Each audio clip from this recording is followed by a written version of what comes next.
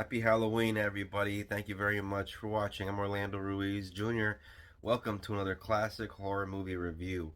We made it to the final classic horror movie review of the month, number 13 for October 2023. This is my review of a classic slasher horror sequel that came out in 1981, following the success of the original film from 1978, John Carpenter's Halloween.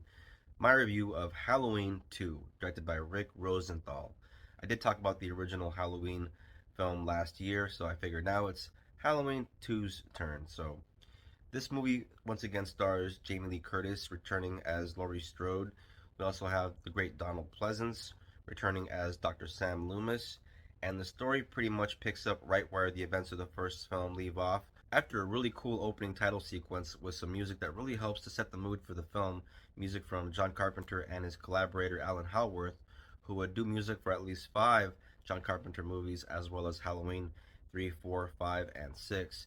We see Michael, a POV of his wandering through the neighborhoods in Haddonfield, going in between houses and into houses, with some really great cinematography from Dean Cundy, who also did the DP work on the first film, as well as quite a few Spielberg movies as well. Jamie Lee Curtis's character, Laurie Strode, is taken to a hospital in Haddonfield, where a majority of the events of the film take place, where eventually Michael makes his way to and begins to go through the hospital looking for her, room by room, hallway by hallway, killing his way to Jamie once again. And that's pretty much this film in a nutshell. There's a little bit of activity in Haddonfield with a few deaths taking place in some residential houses. There are some pretty gruesome kills compared to the first film. We see somebody get a needle right in the temple. We see somebody get hit on the head pretty hard with a hammer. Of course, the knife makes a few appearances.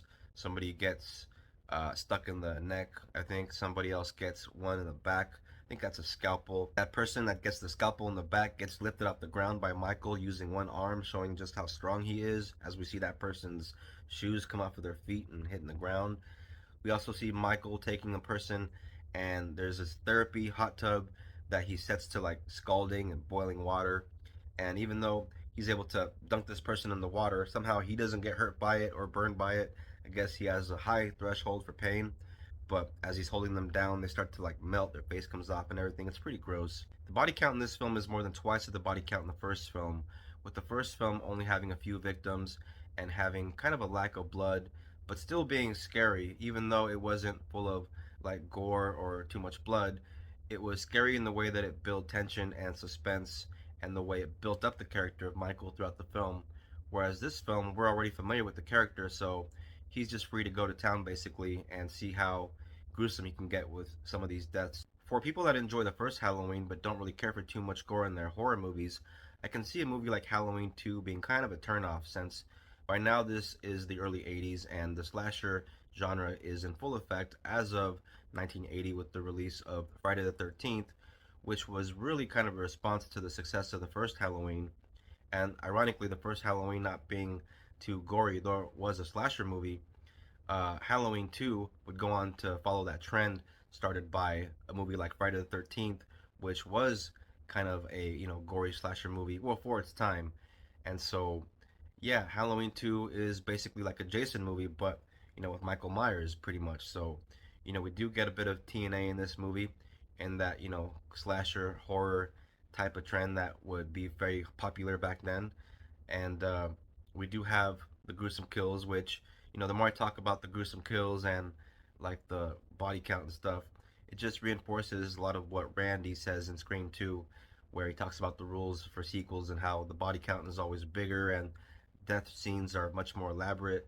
That's a pretty accurate description of Halloween 2. If you have not seen this movie or you're not familiar with too much of the lore from these Halloween films, then I don't want to give you too much information as far as spoilers go, because there is a major spoiler in this movie. In the 1980s, there were a lot of horror slasher movies coming out, and the majority of them didn't always have some of the best acting, but the Halloween movies at least have some pretty serviceable acting, and that is because we at least have people like Jamie Lee Curtis and Donald Pleasence. Donald Pleasence giving some very nice monologues. You could tell this guy thought he was like in some Shakespeare movie in these movies, but he really does elevate the material. I personally think that Donald Pleasence's performance is even better in Halloween 2 than in the original Halloween. even though he killed it in that original film and he had some great dialogue in that film, he has even more dialogue and more to do in this movie. He definitely has more screen time. And his character is kind of given kind of an arc, and he also has that moment where he can shine as a hero like in the first film, but there are also moments in the film that kind of deepen his character, and you start to think maybe this guy isn't such like the goody goody that we thought he was, especially since there's a scene where he kind of puts somebody in danger to the point where it costs somebody their life in this movie, and you really start to think this guy is definitely flawed. Unfortunately for Jamie Lee Curtis, her character Laurie Strode doesn't really have too much to do in this movie except for stay in a hospital bed and just lay there for the majority of the movie. And then once Michael comes along and comes into the hospital, once again it's hide and go seek time for her character. But the hospital scene is a really great place to set this movie with, these long hallways, and it's dark, and for some reason they never have the lights on. Unlike the first Halloween where the pacing is perfect all throughout that film, and even though this movie has about the same runtime as that film, for some reason this movie feels a bit more drawn out, and sometimes there are sections in the movie, especially in the hospital, where it seems like they could have trimmed down a few of the scenes, which feel like they drag a little too long with trying to draw out some scares. Sometimes that kind of thing goes on for a bit too long in the scenes in and around the hospital, to the film's detriment. But usually, as is the case with these films, things usually pick up in the third act, and then the shit hits the fan, and then we get some more Michael chasing people and killing people kind of stuff, which we're always there for, of course, as fans. But Michael has a pretty cool way of doing things as far as being systematic about how he executes his plans, and you can very well see that in this movie, since he has this tendency to cut phone lines and put holes in people's tires so that they can't leave. One of my favorite aspects of these movies for me, and I think for a lot of fans, is the fact that these movies take place on Halloween, obviously, and so because of that, there is usually some really nice atmosphere as far as the setting goes for these films, with the fall setting and leaves falling on the ground, little kids trick or treating, and there's one kid trick or treating that gets razor blade stuck in his mouth when we're at the hospital. We see him at the hospital with his mom as she's like walking him in, holding an ice pack to his mouth, blood coming out his mouth. So kids, check your candy. Everyone in costume and places all decorated, and you see pumpkins everywhere.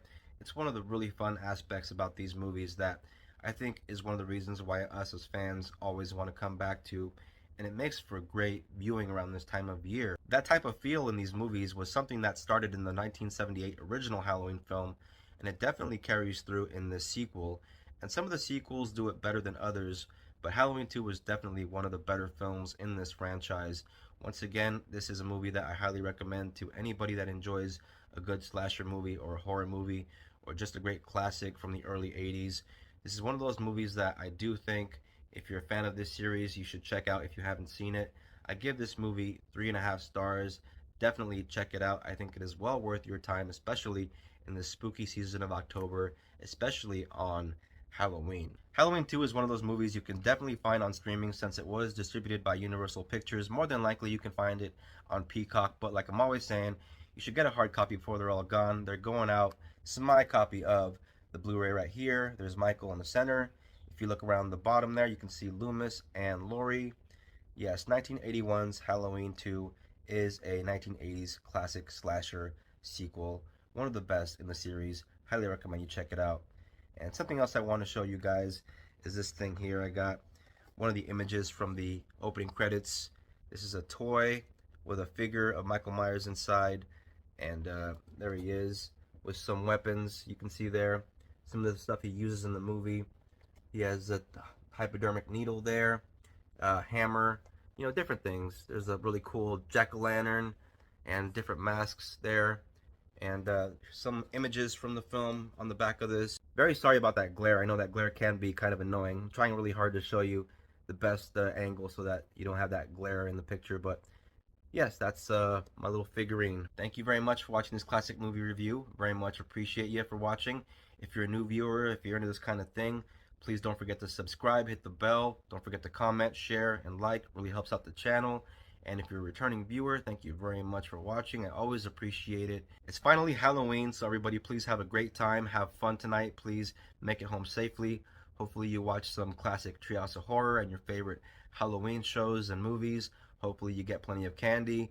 I'll see you on the next classic horror movie review. Everybody, please be safe. Take care of each other. God bless.